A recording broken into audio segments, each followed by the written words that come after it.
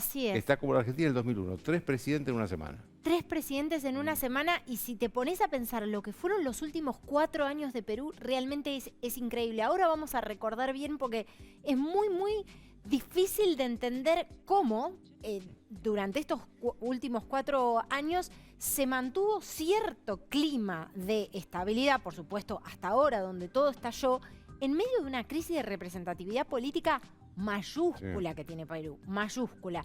También aquí puede jugar un rol la estabilidad macroeconómica. Bueno, a ver, tenemos las fotos de Rodrigo Avedez, un gran fotógrafo, un argentino, ganador del premio Pulitzer de la agencia AP. Bueno, él estuvo registrando en las calles, fíjate vos lo que fueron las protestas de esta semana. A ver, para resumir lo que pasó. Es una multitud enorme. Es una multitud enorme. Para resumir lo que pasó. Vizcarra, recordarás vos que él reemplaza a Pedro Pablo Kuczynski, era el vice de Pedro Pablo Kuczynski, reemplaza a Pedro Pablo Kuczynski cuando es destituido Pedro Pablo Kuczynski, o mejor dicho, cuando renuncia Pedro Pablo Kuczynski frente a las denuncias de corrupción, ¿sí? Este es Vizcarra. Martín Vizcarra, ¿qué característica tuvo? Que pese a no haber sido electo presidente, gozó de cierto periodo de popularidad, ¿no? Toda su gestión, hasta los últimos días de su gestión, hasta hace días atrás, básicamente tuvo un enfrentamiento muy fuerte con el Congreso, donde todavía tiene mucho predicamento y mucho lugar la oposición fujimorista, ¿no? Y atención, porque acá sí hay una diferencia entre el poder que tiene el Congreso y lo fácil que es destituir a un presidente comparado con el resto de los países de América Latina en el caso peruano. Bueno, ¿qué sucedió?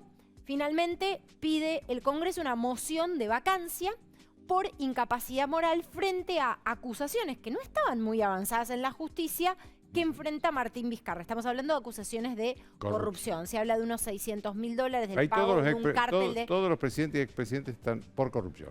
Todos. Y cuando hablamos de todo, literalmente, de Alan García, que en algún momento fue tomado como un ejemplo en América Latina, desde Alan García, por supuesto acorralado por el caso y por el huracán Odebrecht, recordemos que Alan García se suicida, hasta Ollanta Humala, pasando por PPK, y ahora Martín Vizcarra, pero atención, porque en el caso de Martín Vizcarra realmente no estaba tan avanzada la investigación en el curso de la justicia. Como te decía, tenía que ver con un pago o un presunto pago de $600.000 de un cártel de empresas para ganar licitaciones. A ver, ¿quién viene? Después de que, en efecto, el Congreso vota esta moción de vacancia por incapacidad moral, viene Manuel Merino. Básicamente, Manuel Merino es quien lidera este proceso de moción de vacancia. ¿Qué pasa? La calle estalla.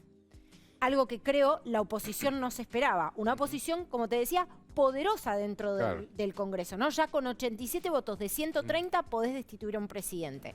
Lo cual es muy significativo, sobre todo considerando que Perú tiene una sola cámara. Claro. Entonces es realmente demasiado fácil un proceso tan delicado como la destitución de un presidente. Bueno, la calle estalló, literalmente estalló, una represión muy importante, donde dejó un saldo de 2 personas muertas, 2 jóvenes de 22 y de 24 años. Esto, por supuesto, hizo que la tensión social creciera a niveles siderales. Fíjense ustedes esto es... son imágenes realmente dantescas que no hubiéramos imaginado de un Perú del que oímos hablar incluso como referencia de estabilidad macroeconómica por parte de analistas. Además viene creciendo hace mucho tiempo. Exacto, porque viene creciendo hace mucho tiempo, pero fíjate vos, me parece que la crisis de representatividad y también esta sensación de la gente de no es por Vizcarra, es porque puedan hacer, porque haya un Congreso o un puñado de personas, en este caso trabajando en el Parlamento, que puedan hacer con la institucionalidad del país básicamente lo que quieran. Esto es lo que está como en el corazón de los reclamos. Y por supuesto después algunos carteles muy duros, Merino asesino, a propósito de la muerte de los 2 jóvenes, y el reclamo por desapariciones y también por los heridos, un centenar de heridos. Y ya hay organizaciones de derechos humanos. Hoy veía un informe, un comunicado de Amnistía Internacional muy duro con respecto a lo que ha pasado con las protestas y la represión de las protestas en Perú. Bueno, finalmente hoy, ante el vacío de poder que dejó la salida de Merino frente a la convulsión social, era el segundo presidente de la semana. El segundo de la semana, tenemos al tercero de la semana, que es Francisco Sagasti. Un perfil más de centro, dentro del Partido Morado, un hombre con un perfil más técnico. Hoy Sergio Berenstein hacía una comparación bastante exacta en cuanto a perfil político con la figura de Luis Arce, el flamante presidente de Bolivia, un hombre más técnico, pero de los poquitos dentro de la oposición que no habían votado por la moción de vacancia, o sea, por la salida de Vizcarra del poder, y que todavía podían conservar cierta legitimidad de ponerse al frente del gobierno ante calles que están ardiendo a lo largo y a lo ancho del país, y por supuesto esto tiene un epicentro en la capital, en Lima.